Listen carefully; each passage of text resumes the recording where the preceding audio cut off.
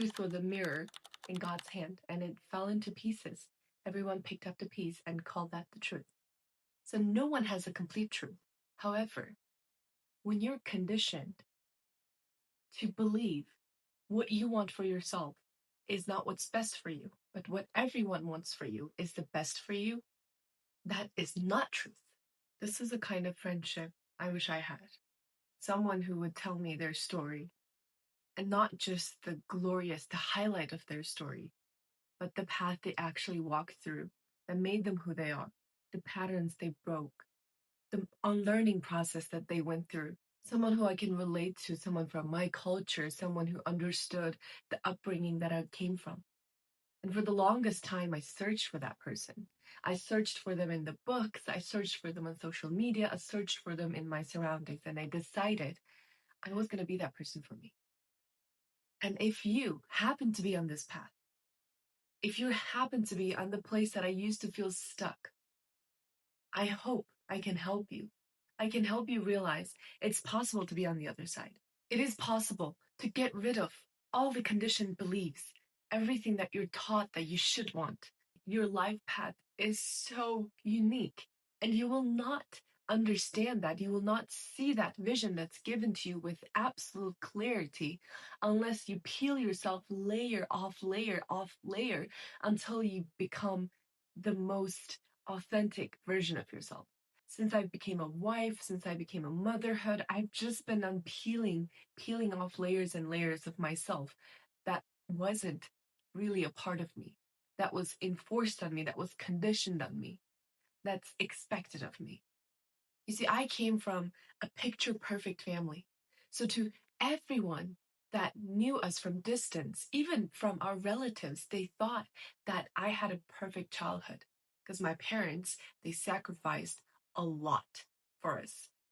I am Uyghur, I'm considered an Asian. So as a typical Asian family, my family provided me. They sent me abroad, and I've been studying abroad since age 18. I came here with no one in connection.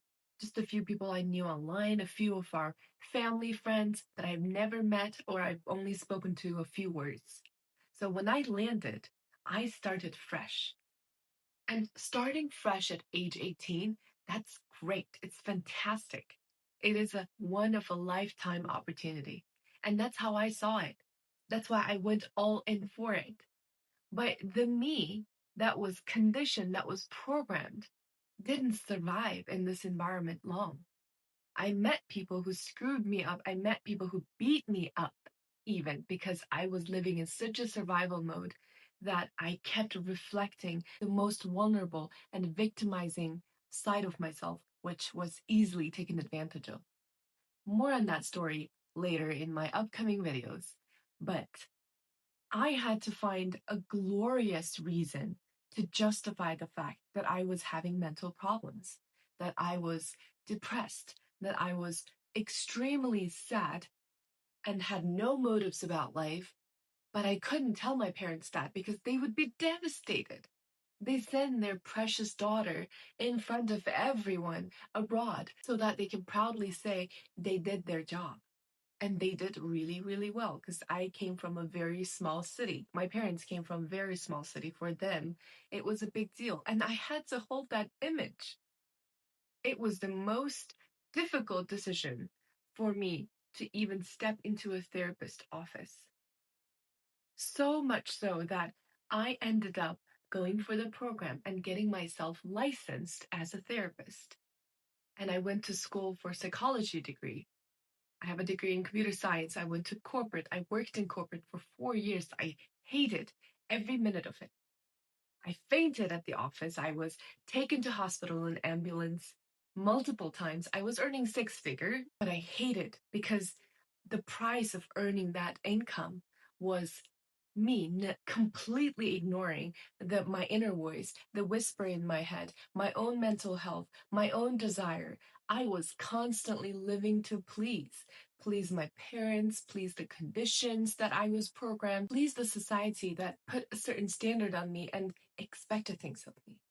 And I did that. I did that for years. I did that for 27 years. And until I became a mother, it became crystal clear for me that I didn't want to leave any of this, none of it, to my girls. And I have two of them. I wanted to leave them with something that was true. And truth has such an interesting reputation in our society. I love Rumi's saying. It goes something like, truth was a mirror in God's hand, and it fell into pieces. Everyone picked up the piece and called that the truth. So no one has a complete truth.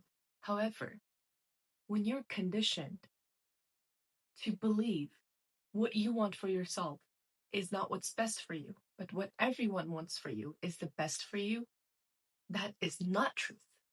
At least I begin to know what isn't my truth. And as I'm becoming closer and closer to what's true for me, I decided to take you on this journey. I've been a therapist since 2019, and I've taken cases that are very similar to mine, that every time I talk to them, I feel like I'm flipping through the chapters of my life. We all have similar stories because we're the product of the same society, we're the product of the same educational system. We all get sick together, but we heal individually. And I don't see it as much as of a healing now as a game of life, where I get to choose to level up or stay small and play the basic. I've decided to level up, and I've been leveling up ever since I've realized this. Of course, embodying something versus understanding it on the surface level is two very different things. And I'm differentiating those. There are knowledge part that I'm acquiring, that I'm learning, but there is also the embodying part that I am constantly, consciously, intentionally making choices to embody. And along this journey, I've collected tools and tips and tricks, as you do in the game, where more advanced you are as a player, you have more tricks under your sleeve. And I am feeling more and more of myself, where I feel the need to take you on with me. If you're on for this ride, join me. I don't like scripting my videos. I used to do that. I used to read off of teleprompter. I used to feed my content to AI so that it's polished, it's well crafted, but then it becomes someone else's voice. It becomes an AI's voice. It becomes a pattern that I see, that you see everywhere else. So I've decided this is a heart to heart conversation between me and you. And it's going to come from my heart. And I hope it reaches you. And if it doesn't, feel free to scroll by. All right.